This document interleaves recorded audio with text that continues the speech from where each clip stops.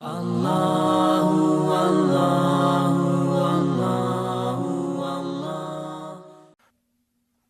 تحریم مدنی صورت ہے، ہجرت کے بعد اس کا نزول ہوا۔ قرآن پاک کی ترتیب کے اعتبار سے اس کا نمبر 66 ہے۔ قرآن پاک کے نازل ہونے کے اعتبار سے اس کا نمبر 107 ہے۔ اس میں 12 آیتیں، 2 رکوع ہیں۔ تحریم کا معنی ہوتا ہے کسی چیز کو حرام قرار دینا۔ اس سورہ مبارکہ میں 247 کلمات ہیں، 1060 حروف ہیں۔ بسم اللہ الرحمن الرحیم، اللہ کے نام سے شروع جو نہایت مہربان رحم والا۔ یا ایہا النبی لم تحرم ما احل اللہ لک، اے غیب بتانے والے، اے نبی آپ اپنے اوپر کیوں حرام کیے لیتے ہیں وہ چیز جو اللہ نے آپ کے لیے حلال کی۔ اس سورہ مبارکہ کے شان نزول سے پہلے ایک اصول اور ایک ضابطہ سمجھ لیں۔ اللہ رب العالمین خالق ہے، مالک ہے، وہ اپنے بندوں سے پیار فرماتا ہے۔ جو اللہ کے مقبول بندے ہیں ان کا اللہ کی بارگاہ میں مقام و مرتبہ ہے۔ اللہ تعالیٰ اپنے خاص بندوں سے جس طرح کلام فرمائے وہ رب ہے، وہ جس طرح چاہے، اور اللہ کے مقبول بندے جس طرح عاجزی کریں وہ اللہ کے بندے ہیں۔ جن اللہ کے بندوں کا مقام بلند و بالا ہے ان کے بارے میں ہم پر لازم ہے کہ ہم ادب کریں، تعظیم کریں، اور کوئی بات دل میں ایسی نہ لائیں جو ناپسند ہے اللہ رب العالمین کو۔ سورہ تحریم کا واقعہ بیان کیا جا رہا ہے اس لیے کہ مفسرین نے لکھا ان آیات کی تفسیر کے لیے ہے۔ جہاں تک ازواج مطہرات امہات المومنین کا مقام ہے، اس دور کے سارے غوث کتب ابدال مل جائیں تو بھی وہ ان کے درجے کو نہیں پہنچ سکتے۔ اللہ نے امہات المومنین کو اتنا بلند مقام عطا فرمایا، وہ مومنوں کی مائیں ہیں، ان سے نبی اکرم صلی اللہ علیہ وآلہ وسلم راضی ہیں، جنت میں وہ رسول اللہ کے ساتھ ہوں گی۔ تو مومنوں کی ماں کے متعلق کوئی بات اپنے دل میں لانا یہ ایمان کی بربادی کا سبب ہے۔ تو ہم انشاءاللہ تعالی کوشش یہ کریں گے کہ جو ہمارے بزرگوں نے لکھا وہی بیان کریں، کیونکہ ہمارے بزرگوں کی تحریر میں احتیاط کا پہلو بہت زیادہ ہے۔ اعلی حضرت امام اہل سنت امام احمد رضا علیہ الرحمہ کے خلیفہ حضرت صدر افاضل مولانا نعیم الدین مراد آبادی علیہ الرحمہ نے تفسیر خزائن العرفان میں جو لکھا ہم پیش کریں گے، اور جب یہ گفتگو ذہن میں رہے گی کہ امہات المومنین کا مقام اتنا بلند ہے کہ سارے غوث، سارے قطب، سارے ابدال جمع ہو جائیں پھر بھی ان کے مقام کے قریب بھی نہیں پہنچ سکتے، تو اتنا بلند مقام ہے۔ جب یہ سوچیں گے تو انشاءاللہ تعالی دل میں کوئی ایسی بات نہیں آئے گی، اور یہ ساری باتیں تو سمجھانے کے لیے ہیں جو تفاسیر میں لکھی ہیں۔ اللہ تبارک و تعالی ہمیں امہات المومنین کا خوب ادب نصیب فرمائے، اور ان کے صدقے میں اللہ ہماری بخشش و مغفرت فرمائے۔ یا ایہا النبی لم تحرم ما احل اللہ لک، اے نبی آپ اپنے اوپر کیوں حرام کیے لیتے ہیں وہ چیز جو اللہ نے آپ کے لیے حلال کی۔ تفسیر خزائن العرفان میں اعلی حضرت امام اہل سنت امام احمد رضا علیہ رحمہ کے خلیفہ حضرت صدر الافاضل سید نعیم الدین مراد آبادی علیہ رحمہ لکھتے ہیں، سید عالم صلی اللہ علیہ وآلہ وسلم ام المومنین حضرت حفصہ رضی اللہ تعالی عنہا کے محل میں رونق افروز ہوئے۔ وہ حضور صلی اللہ علیہ وآلہ وسلم کی اجازت سے اپنے والد حضرت عمر رضی اللہ تعالیٰ عنہ کی عیادت کے لیے تشریف لے گئیں۔ حضور صلی اللہ علیہ وآلہ وسلم نے حضرت ماریہ قبطیہ کو سرفراز خدمت کیا۔ یہ حضرت حفصہ پر گرا گزرا۔ حضور صلی اللہ علیہ وآلہ وسلم نے ان کی دلجوئی کے لیے فرمایا کہ میں نے ماریا کو اپنے اوپر حرام کیا، اور میں تمہیں خوشخبری دیتا ہوں کہ میرے بعد امت کے امور کے مالک ابو بکر و عمر ہوں گے رضی اللہ تعالی عنہما۔ حضرت حفصہ یہ بات سن کر خوش ہو گئیں اور نہایت خوشی میں انہوں نے یہ تمام گفتگو حضرت عائشہ رضی اللہ تعالی عنہا کو سنائی۔ اس پر یہ آیت کریمہ نازل ہوئی اور ارشاد فرمایا گیا کہ جو چیز اللہ تعالی نے آپ کے لیے حلال کی، یعنی حضرت ماریہ قبطیہ، آپ انہیں اپنے لیے کیوں حرام کیے لیتے ہیں؟ اپنی بیویوں حفصہ اور عائشہ رضی اللہ تعالی عنہما کی رضا جوئی کے لیے۔ اور ایک قول اس آیت کی شان نزول میں یہ بھی ہے کہ ام المومنین حضرت زینب بنت جہش رضی اللہ تعالی عنہا کے یہاں جب حضور صلی اللہ علیہ وآلہ وسلم تشریف لے جاتے تو شہد پیش کرتے، اس ذریعے سے ان کے یہاں کچھ زیادہ دیر تشریف فرما رہتے۔ یہ بات حضرت عائشہ و حضرت حفصہ رضی اللہ تعالی عنہما وغیرہما کو ناگوار گزری اور انہیں رشک ہوا۔ رشک کے معنی یہ ہوتے ہیں کہ کسی کے مقام کو دیکھ کر دل میں یہ تمنا ہو کہ یہ مقام ہمیں بھی نصیب ہو۔ انہوں نے باہم مشورہ کیا کہ جب حضور صلی اللہ علیہ وآلہ وسلم تشریف فرما ہو تو عرض کیا جائے کہ دہن مبارک سے مغافیر کی بو آتی ہے، اور مغافیر کی بو حضور صلی اللہ علیہ وآلہ وسلم کو ناپسند تھی، چنانچہ ایسا کیا گیا۔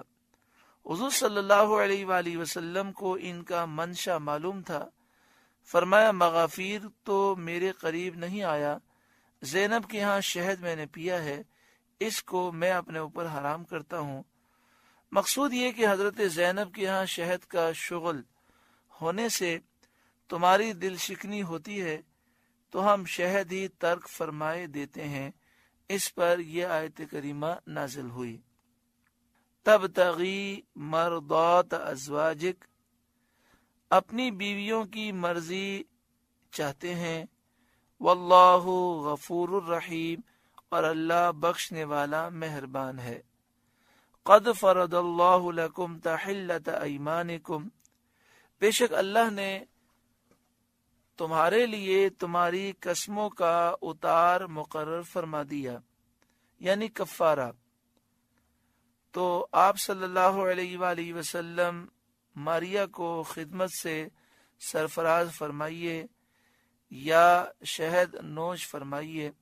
یہ قسم کے اتار سے یہ مراد ہے کہ قسم کے بعد انشاءاللہ کہا جائے، تاکہ اس کے خلاف کرنے سے ہنس یعنی قسم شکنی نہ ہو۔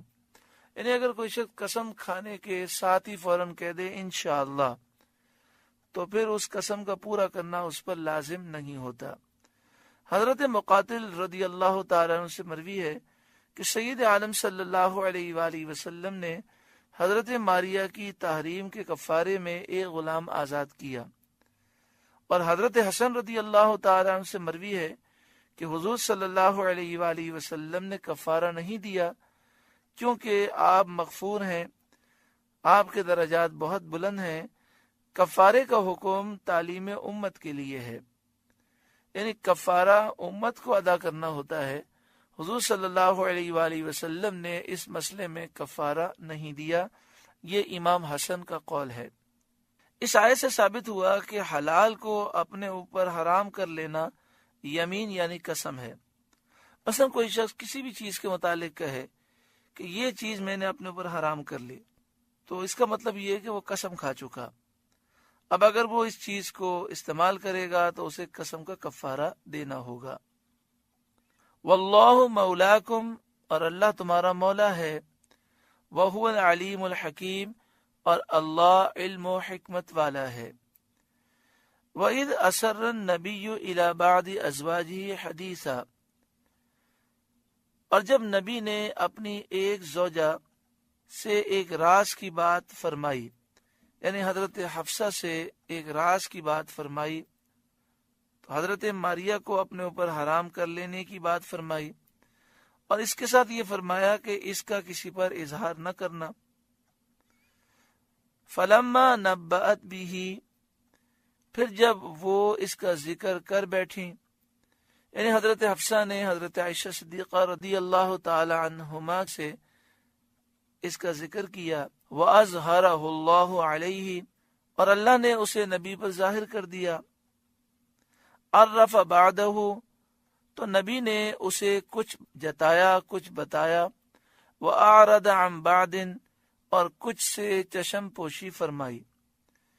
یعنی تحریم ماریہ اور خلافت شیخین کے متعلق جو دو باتیں فرمائی تھیں، حضور نے حضرت حفصہ سے یہ فرمایا تھا کہ میں ماریہ کو اپنے اوپر حرام کرتا ہوں، اور یہ فرمایا تھا کہ میرے بعد خلیفہ حضرت ابوبکر اور حضرت عمر ہوں گے۔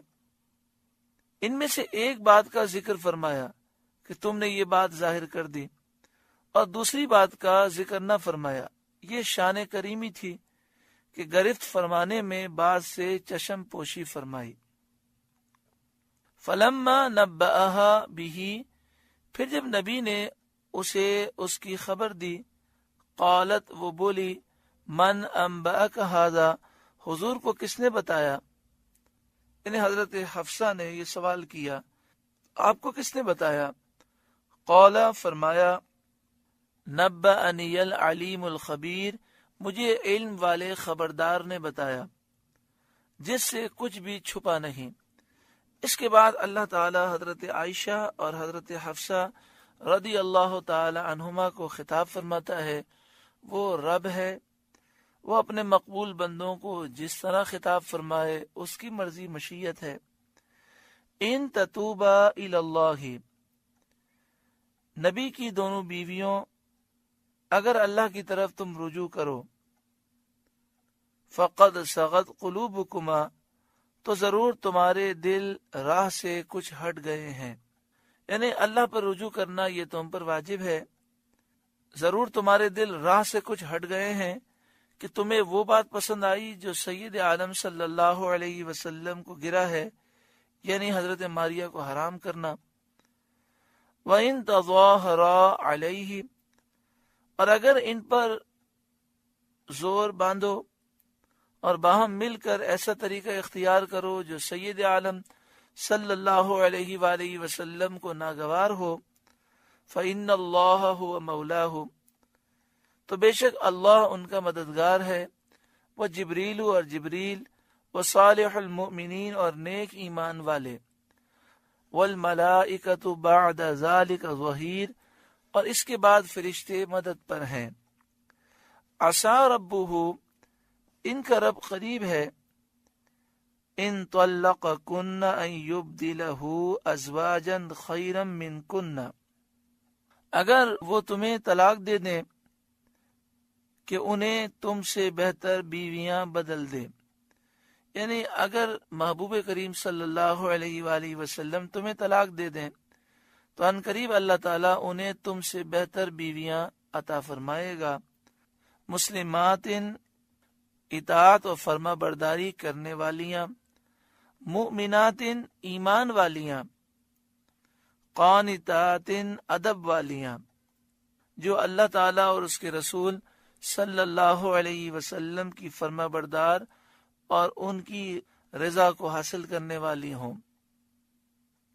قانتات، ادب والیاں، تائبات، توبہ والیاں، عابدات، بندگی والیاں، عبادت گزار، یعنی کثیر العبادات، بہت عبادت کرنے والیاں، سائحات، روزے دار، خوب روزہ رکھنے والیاں، سیباتیوں و ابکارا، شادی شدہ اور کنواریاں۔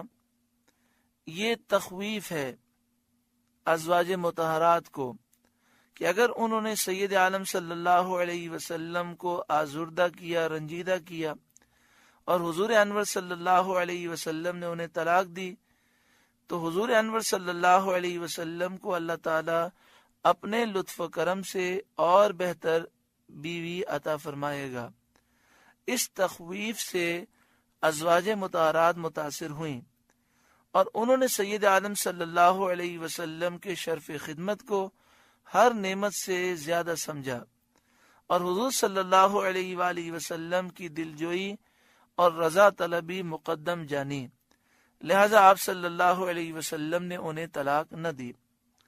یا ایھا الذین آمنوا، اے ایمان والوں، قوا انفسکم واہلیکم نارا، اپنی جانوں اور اپنے گھر والوں کو اس آگ سے بچاؤ۔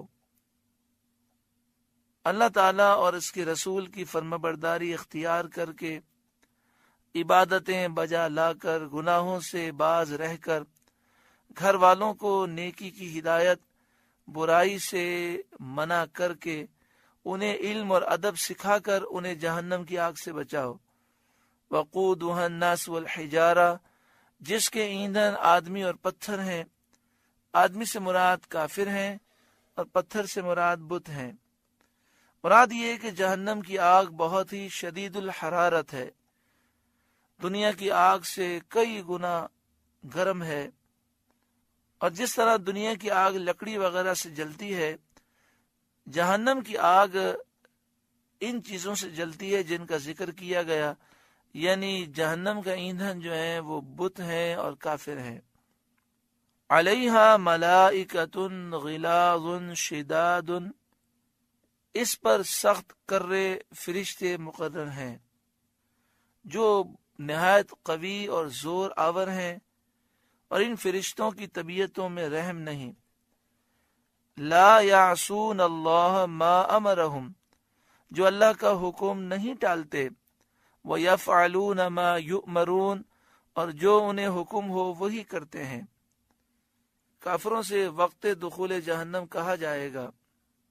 جب کافر جہنم میں داخل ہونے لگیں گے تو ان سے کہا جائے گا، جبکہ وہ جہنم کی آگ کی شدت اور اس کا عذاب دیکھیں گے، یا ایھا الذین کفروا، اے کافروں، لا تعتذروا اليوم، آج بہانے نہ بناؤ، کیونکہ اب تمہارے لیے کوئی جائے عذر باقی نہیں رہی، نہ آج کوئی عذر قبول کیا جائے گا اور نہ آج توبہ قبول ہوگی۔ انما تجزون ما کنتم تعملون، تمہیں وہی بدلہ ملے گا جو تم کرتے تھے۔ اللہ تعالی ہمیں ایمان کی سلامتی نصیب فرمائے، ہمیں خود بھی جہنم کی آگ سے بچنے کی توفیق عطا فرمائے، اپنے گھر والوں، اپنے بیوی بچوں کو بھی ہمیں جہنم کی آگ سے بچانے کی کوشش کرنے کی اللہ تعالیٰ توفیق عطا فرمائے۔ سورہ تحریم کا پہلا رکوع مکمل ہوا۔ اس رکوع کی نصیحتوں پر اللہ تعالیٰ ہمیں عمل کی توفیق عطا فرمائے۔ اللہ اللہ اللہ